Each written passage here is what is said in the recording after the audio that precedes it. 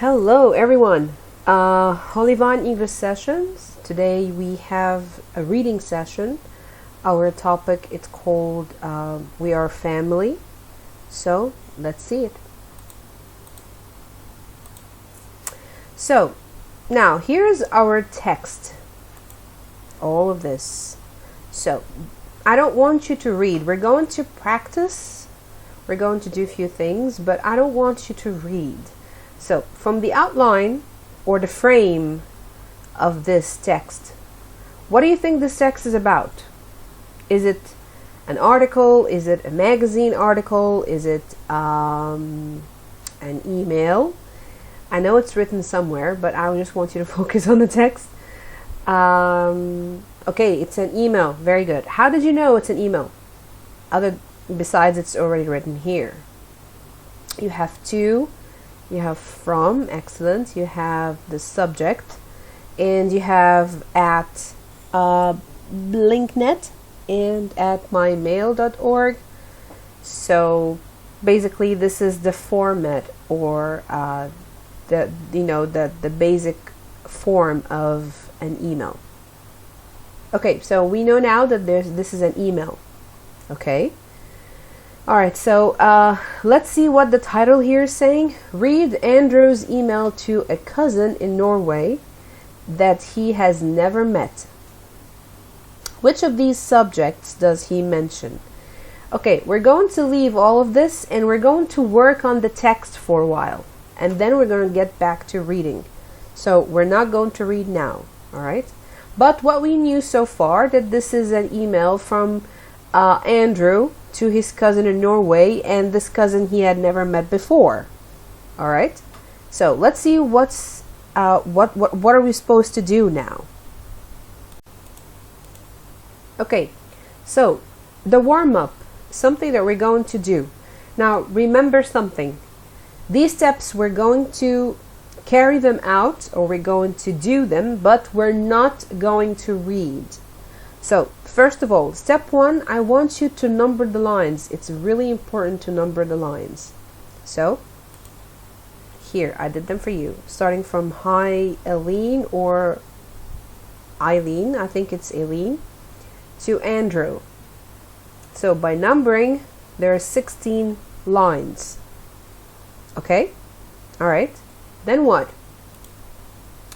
Step 2, extract the information from lines 1 to 6. Now, I want you to look from line 1 to 6. I don't want you to read. I just want you to move your eyes quickly. Okay, just scan quickly. I don't want you to read. I want you to find the following information. I want you to find a nationality. I want you to find a superlative form. And I want you to find a name of a study or a field of studying. Okay, a nationality, a superlative form. You know, superlative form has two forms, whether the plus est, the highest, the prettiest, or most, that of course, the most. And we use the most with adjectives. They have more than 3 syllables. Like for example, beautiful, the most beautiful, the most amazing. Okay, so we're going to look for whether this or this. I don't know exactly what's in the text, so you just keep that in mind. And a name of a study, so it's a field. Okay, all right. So we're going to go back and remember this. You're looking for a nationality, a superlative form, and a name of a study. Okay, so here's a screen for you. Take a minute. You can pause the video. I don't want you to read. Don't read. It's from line 1 to line 6. Don't read. Just find me a nationality, a superlative form, and a field of studying. Now, pause the video and do it on your own. Okay, so we're looking for Okay, we're looking for a nationality. Okay, Norwegian. And pay attention, it's Norwegian, not Norwegian. Okay, it's Norwegian. It's coming from Norway. So that's the nationality. As superlative form, ni ni ni ni ni ni. Na na na na na na na na na na na na na. See how fast I am? That's exactly what you should do. Na na na na na na. Ah, the biggest. That's a superlative form. There's nothing else. Okay, the other one is a field of study. Let's do it again. No, no, no, no, no.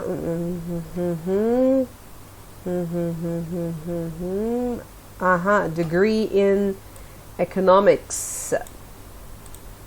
So we found the nationality, we found the degree or the field of studying, and we found the superlative form. Good job. Excellent. Okay, let's continue.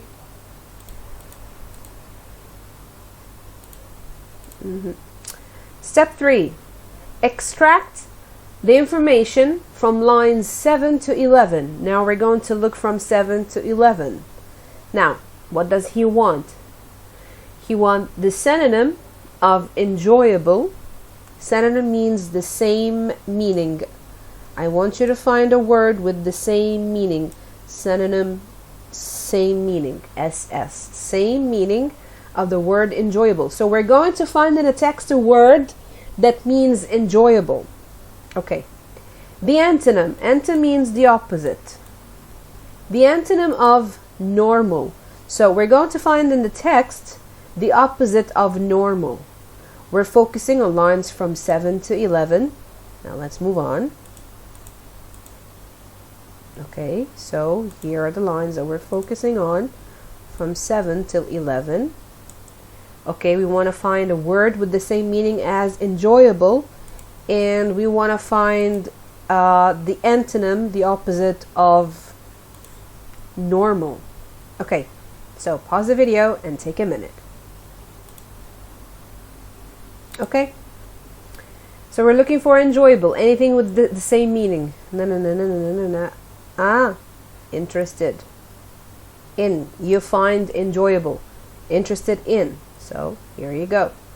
All right, we're looking for the opposite of normal. Okay, what was looking for everyone always. Unusual. Unusual. Unusual means it's not normal. So the opposite of normal is unusual. So interested in and unusual. Excellent. You did a great job. Now let's see what else do we have to do. Let's read and answer the questions. So now we finished the warm-up. Now it's time to get to the text. Okay. Let's read again the title. It says, read Andrew's email to a cousin in Norway that he has never met. Which of these subjects does he mention?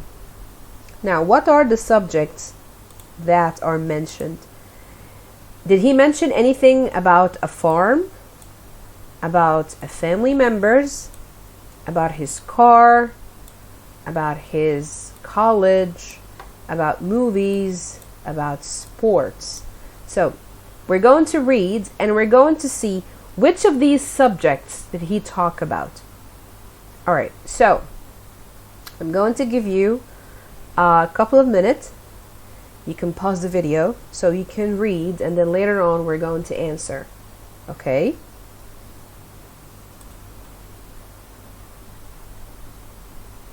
All right.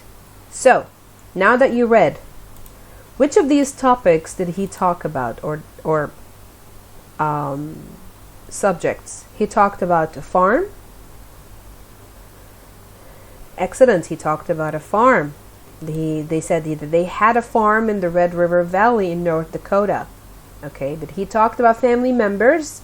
Of course, it's clear. Did he talk about his car? Did there's any mentioning about a car? Okay. Did he talk about his college?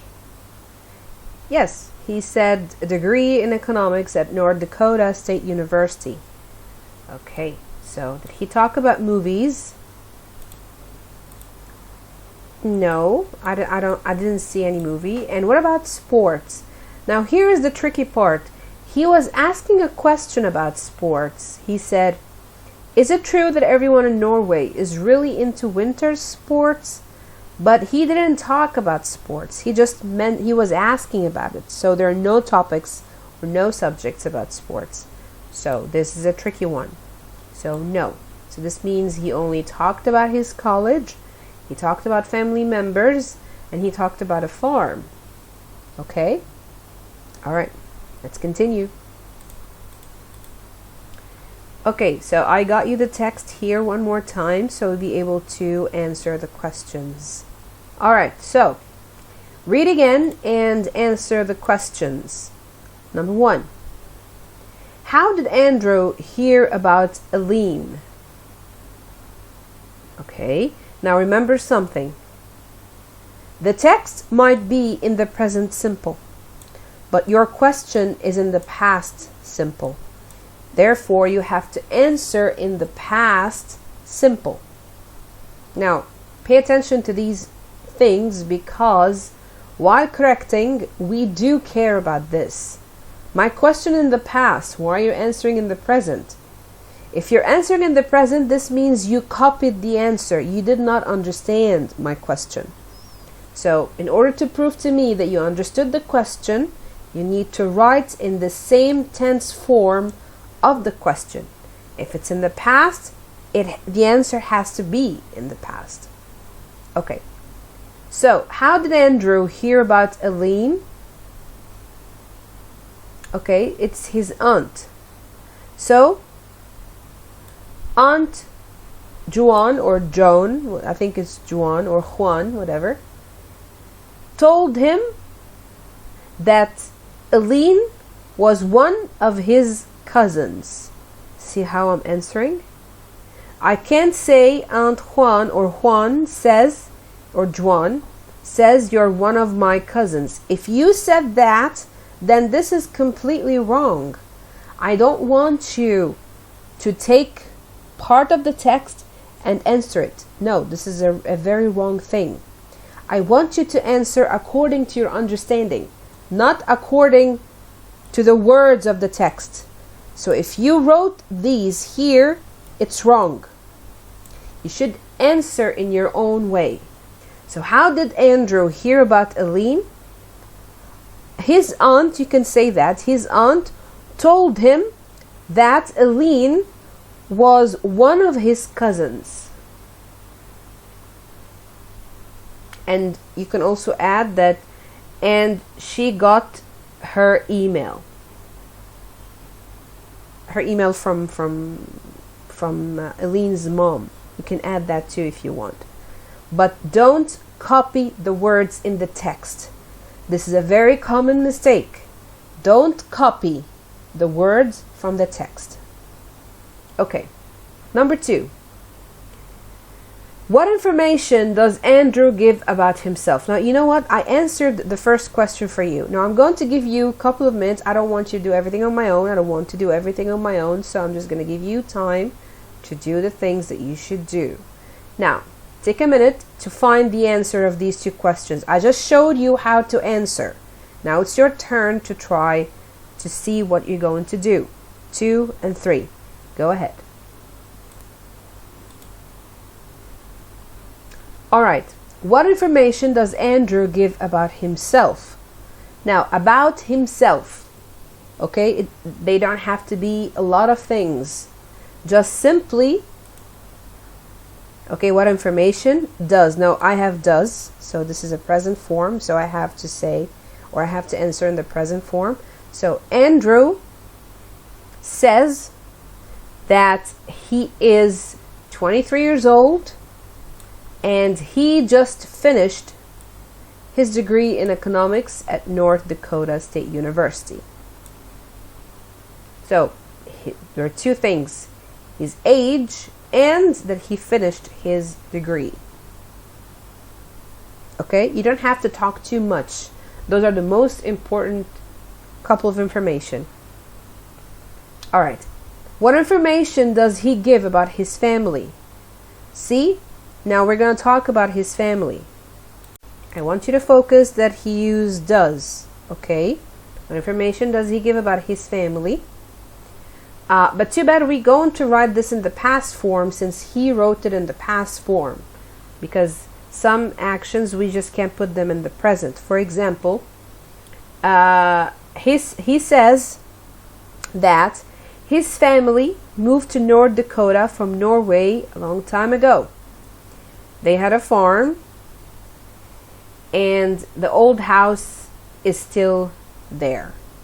So basically this part. Okay? Alright. Well, pair work. Of course, if you were in front of each other, I'll let you work as a pair.